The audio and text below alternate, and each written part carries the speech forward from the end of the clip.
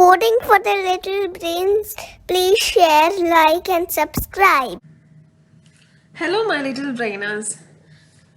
Coding for the little brains la ഇന്നത്തെ വീഡിയോയിൽ നമ്മൾ സംസാരിക്കാൻ പോകുന്നത് പ്രോഗ്രാമിംഗിലെ ബേസിക് കോൺസെപ്റ്റ്സിനെ പറ്റിയിട്ടാണ്.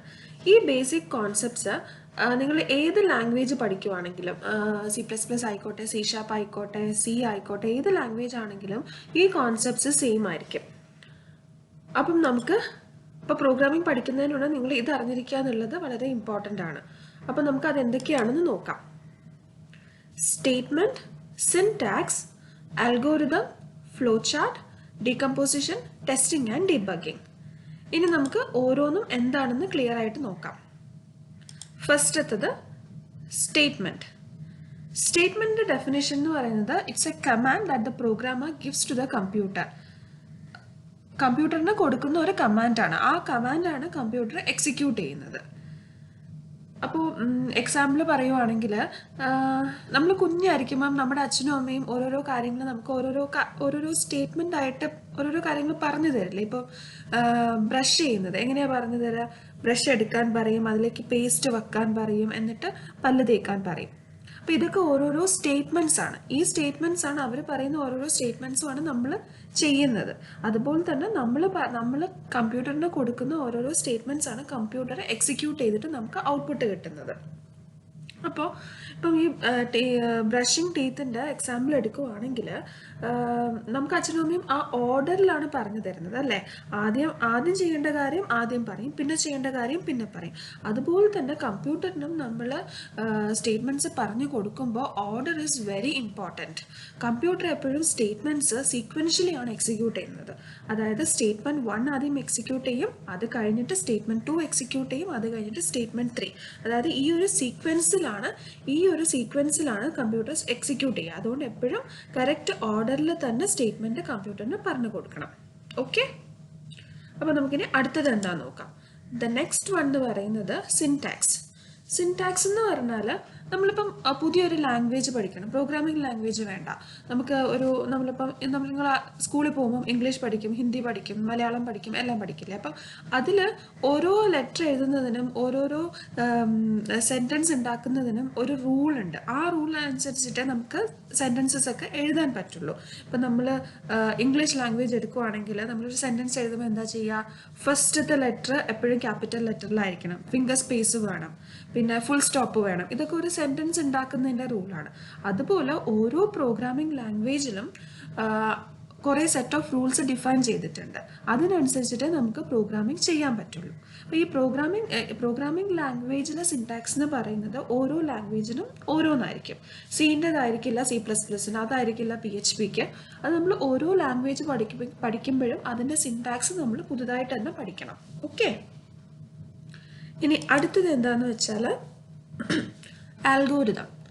അൽഗോരിതം എന്ന് വെച്ചാൽ സെറ്റ് ഓഫ് സ്റ്റേറ്റ്മെൻറ്റ്സ്. ഡെഫിനേഷൻ പറയുവാണെങ്കിൽ it's a set of statements in sequential order to complete a task. അതായത് set of statements in sequential order to give the desired output. അപ്പോൾ നമ്മളിപ്പം ബ്രഷ് ചെയ്യുന്നതിൻ്റെ എക്സാമ്പിൾ നേരത്തെ പറഞ്ഞല്ലോ. അപ്പോൾ അതിൻ്റെ അൽഗോരിതം എങ്ങനെയാണ് എഴുതാൻ നമുക്ക് നോക്കാം. ആദ്യം ഫസ്റ്റ് സ്റ്റെപ്പ് എന്താ? Take the toothpaste and brush, apply toothpaste on to the brush your teeth, rinse. അതായത് നമ്മളിപ്പോൾ ഇവിടെ എന്താ ചെയ്തേക്കുന്നതെന്ന് വെച്ചാൽ നമുക്ക് മനസ്സിലാവുന്ന ഭാഷയിൽ ഓരോരോ സ്റ്റേറ്റ്മെൻറ്റും ക്ലിയർ ആയിട്ട് എഴുതി അല്ലേ. കമ്പ്യൂട്ടറിന് മനസ്സിലാവുന്ന ഭാഷയിലല്ല, നമുക്ക് മനസ്സിലാവുന്ന ഭാഷയിൽ ഓരോരോ സ്റ്റേറ്റ്മെൻറ്റും ലിസ്റ്റ് ഔട്ട് ചെയ്തു. അതിനെയാണ് നമ്മൾ ആൽഗോരിതം എന്ന് പറയുന്നത്. ഓക്കെ, ഇതെല്ലാവർക്കും മനസ്സിലായെന്ന് ഞാൻ വിചാരിക്കണം. ഫ്ലോ ചാർട്ട് എന്ന് വെച്ചാൽ അൽഗോരിതത്തിൻ്റെ ഒരു പിക്ചർ റെപ്രസെൻറ്റേഷൻ, അതാണ് ഫ്ലോ ചാർട്ട്. അപ്പോൾ ഫ്ലോ ചാർട്ടിൽ നമ്മൾ ഈ കാണുന്ന ഇത്രയും സിമ്പിൾസ് യൂസ് ചെയ്തിട്ടാണ് നമ്മളൊരു ഫ്ലോ ചാർട്ട് ഉണ്ടാക്കുക. അപ്പോൾ ഈ ഓവൽ ഷേപ്പ് ഉണ്ടോ, ഇതാണ് സ്റ്റാർട്ടും എൻഡ്. ഒരു ഫ്ലോ ചാർട്ടിൻ്റെ സ്റ്റാർട്ടും എൻഡും സ്പെസിഫൈ ചെയ്യുന്നത് ഈ ഓവൽ ഷേപ്പ് യൂസ് ചെയ്തിട്ടാണ്. നെക്സ്റ്റ് വരുന്നത് ഇൻപുട്ട് ആൻഡ് ഔട്ട്പുട്ട്. നമ്മുടെ പ്രോഗ്രാമിൽ എന്തെങ്കിലും ഇൻപുട്ട് ഉണ്ടെങ്കിൽ അത് ഇൻപുട്ടും ഔട്ട്പുട്ടും, പ്രോഗ്രാമിന് എന്ത് ഔട്ട്പുട്ടാണ് നമ്മൾ എക്സ്പെക്ട് ചെയ്യുന്നത്, അത് രണ്ടും ഈ പാരലൽ ലോഗരിതത്തിലാണ് നമ്മൾ മെൻഷൻ ചെയ്യുക. പിന്നെ നമുക്ക് എന്ത് ആക്ഷനാണോ ക്യാരി ഔട്ട് ചെയ്യേണ്ടത് അത് നമ്മൾ ഈ റെക്ടാങ്കുലർ ഷേപ്പിൽ മെൻഷൻ ചെയ്യും. അതിപ്പോൾ ഒരു അഡീഷൻ ആണെങ്കിൽ അഡീഷൻ ചെയ്യുക എന്നുള്ളതാണ് അവിടെ നടക്കുന്ന പ്രോസസ്സ്. അത് നമ്മൾ ഇവിടെ മെൻഷൻ ചെയ്യും. പിന്നെ വരുന്നത് ഡിസിഷൻ ബോക്സ് ഈ ഷേപ്പിലാണ്, ഡയമണ്ട് ഷേപ്പിലാണ് നമ്മൾ സ്പെസിഫൈ ചെയ്യുക. ഡിസിഷന് എപ്പോഴും എസ് ആണെങ്കിൽ ഡിസിഷൻ ട്രൂ ആയാൽ എന്താണ് സംഭവിക്കാനും നോ ആണെങ്കിൽ എന്താണ് സംഭവിക്കാനും സ്പെസിഫൈ ചെയ്യണം. ഈ ഫ്ലോ ചാർട്ടിന്റെ കൺട്രോൾ ഫ്ലോ സ്പെസിഫൈ ചെയ്യാനായിട്ട് ഈ ആരോ മാർക്കാണ് യൂസ് ചെയ്യുന്നത്. ഓക്കെ,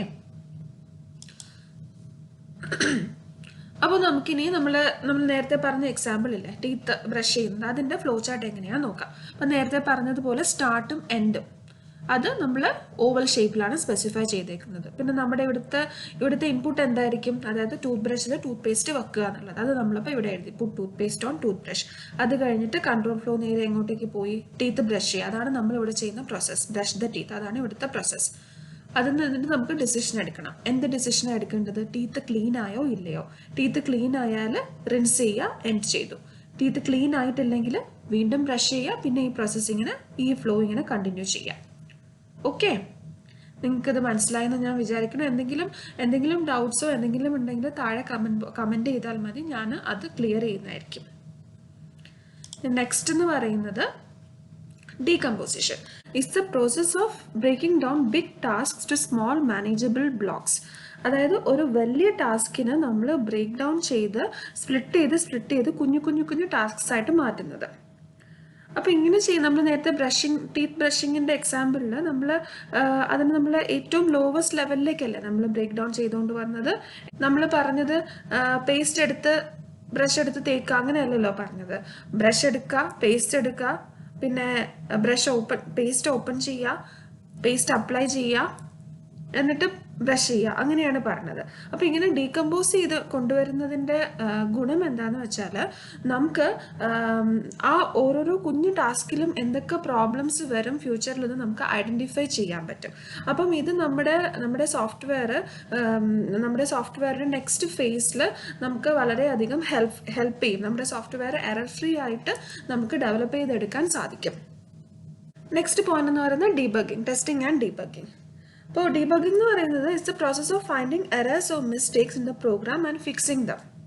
അതായത് നമ്മൾ ചെയ്തിട്ടുള്ള പ്രോഗ്രാമിലെ എറേഴ്സ് കണ്ടുപിടിക്കുക, എന്നിട്ട് അതിനെ ഫിക്സ് ചെയ്യുക.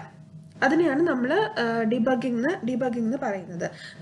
നമ്മളിപ്പം നിങ്ങൾ സ്കൂളിൽ പോകുന്നില്ല. അപ്പോൾ സ്കൂളിൽ പോകുമ്പോഴത്തേക്കും ഒന്നുകിൽ ടേം എൻഡിൽ അല്ലെങ്കിൽ ചില സ്കൂൾസിൽ എവറി വീക്ക് നിങ്ങൾക്ക് ടെസ്റ്റ് ഉണ്ടാവും, ക്ലാസ് ടെസ്റ്റ് നടക്കുന്നുണ്ടാവും. അപ്പം സ്കൂൾ എന്തിനാ അത് ചെയ്യുന്നത്, നിങ്ങൾ എത്രത്തോളം നന്നായിട്ട് പഠിച്ചിട്ടുണ്ടെന്ന് അറിയാൻ വേണ്ടിയിട്ട് ഇടുന്ന ടെസ്റ്റാണ്. അതുപോലെ നമ്മൾ ഡെവലപ്പ് ചെയ്യുന്ന സോഫ്റ്റ്വെയറിനെ നമ്മൾ ടെസ്റ്റ് ചെയ്യണം.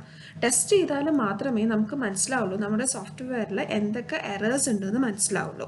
അപ്പം എറേഴ്സ് കണ്ടുപിടിച്ചിട്ട് നമ്മൾ എന്താ ചെയ്യേണ്ടതെന്ന് വെച്ചാൽ അതിൻ്റെ എന്തുകൊണ്ടാണ് ആ എറർ വന്നതെന്ന് നമ്മൾ മനസ്സിലാക്കണം. എന്നിട്ട് അതിനെ നമ്മൾ ഫിക്സ് ചെയ്യും. ഇപ്പം നിങ്ങളുടെ അടുത്തൊരു ടോയ് ഉണ്ട് വിചാരിക്കും, ഒരു ബാറ്ററി വെച്ചിട്ട് ഓപ്പറേറ്റ് ചെയ്യുന്ന ഒരു ടോയ്, അത് വർക്ക് ചെയ്യുന്നില്ല. അപ്പോൾ നിങ്ങൾ എന്താ ചെയ്യുക, നിങ്ങൾക്ക് സ്വയം ചെയ്യാൻ പറ്റുമെങ്കിൽ നിങ്ങളത് സ്വയം ചെയ്യും, അല്ലെങ്കിൽ നിങ്ങൾ അച്ഛൻ്റെയോ അമ്മയുടെയോ കയ്യിൽ കൊടുക്കും. എന്നിട്ട് ഇത് വർക്ക് ചെയ്യുന്നില്ല എന്ന് പറയും. എന്നിട്ട് നിങ്ങൾ എന്ത് ചെയ്യും, അതെന്തുകൊണ്ടാണ് വർക്ക് ചെയ്യാത്തതെന്ന് ചെക്ക് ചെയ്യും. ആദ്യം സ്വിച്ചൊക്കെ വർക്ക് ആവുന്നുണ്ടോ, എല്ലാ പാർട്സും കറക്റ്റ് ആണോ എന്നൊക്കെ ജസ്റ്റ് ഇങ്ങനെ ഒന്ന് നോക്കും. എന്നിട്ട് പിന്നെ ബാറ്ററി തുറന്ന് നോക്കും. ബാറ്ററി തുറന്നിട്ട് വേറൊരു പുതിയ ബാറ്ററി എടുത്തിട്ടിട്ട് നോക്കും, അപ്പോൾ വർക്ക് ചെയ്യുന്നുണ്ടോ നോക്കും, ഇല്ലേ? അപ്പോൾ അവിടെ നിങ്ങൾ ഡീബഗ് ചെയ്ത് നോക്കുവാണ്, നിങ്ങൾ ടെസ്റ്റ് ചെയ്ത് നോക്കുവാണ് എവിടെയാണെന്ന് പ്രോബ്ലം ഉള്ളതെന്ന് നോക്കുവാണ്. അപ്പം പുതിയ ബാറ്ററി ഇട്ടിട്ട് അത് ഓപ്പറേറ്റ് ചെയ്യുമ്പോഴത്തേക്കും നിങ്ങളത് ആ ഒരു പ്രോബ്ലത്തിന് നിങ്ങൾ ഫിക്സ് ചെയ്യുവാണ് ചെയ്യുന്നത്. ഇങ്ങനെ തന്നെയാണ് നമ്മൾ പ്രോഗ്രാമിംഗ് ചെയ്യുമ്പോഴും നമ്മൾ ചെയ്യുന്നത്. വെച്ചാൽ ടെസ്റ്റിംഗ് എന്ന് പറയുന്നത് നമ്മുടെ സോഫ്റ്റ്വെയർ ഡെവലപ്മെൻറ്റിൽ ഒരു ഇമ്പോർട്ടൻ്റ് ആയിട്ടുള്ള ഒരു പ്രോസസ്സാണ്. എന്തുകൊണ്ടാണെന്ന് വെച്ചാൽ നമ്മളൊരു സോഫ്റ്റ്വെയർ ഡെവലപ്പ് ചെയ്തു, അത് നമ്മൾ പബ്ലിഷ് ചെയ്തു, എന്നിട്ട് കസ്റ്റമേഴ്സ് അത് യൂസ് ചെയ്യുമ്പോൾ അതിനകത്ത് കുറേ എറേഴ്സ് ഉണ്ടെങ്കിൽ ആരും നമ്മുടെ സോഫ്റ്റ്വെയർ വാങ്ങില്ല. അപ്പോൾ നമ്മൾ എറർ ഫ്രീ ആയിട്ടുള്ള സോഫ്റ്റ്വെയർസ് വേണം എപ്പോഴും ഡെവലപ്പ് ചെയ്യാൻ വേണ്ടിയിട്ട്. അത് നിങ്ങൾക്ക് മനസ്സിലായിട്ടുണ്ടാവുമെന്ന് ഞാൻ വിചാരിക്കുന്നു. നിങ്ങൾക്ക് എന്തെങ്കിലും സജഷൻസോ ഇനി എന്തെങ്കിലും പുതിയ വീഡിയോ ഞാൻ ചെയ്യണം എന്നുണ്ടെങ്കിലോ അതെല്ലാം നിങ്ങൾക്ക് ഒന്നുകിൽ ഇമെയിൽ ചെയ്യാം. ഇമെയിൽ ചെയ്യേണ്ട ID vijnath@gmail.com, അതായത് vijjinath@gmail.com. ഈ മെയിൽ ID-യിലേക്ക് ഇമെയിൽ ചെയ്യാം, അല്ലെങ്കിൽ താഴെ കമൻറ്റിൽ നിങ്ങൾക്ക് കമൻറ്റ് ചെയ്യാവുന്നതാണ്.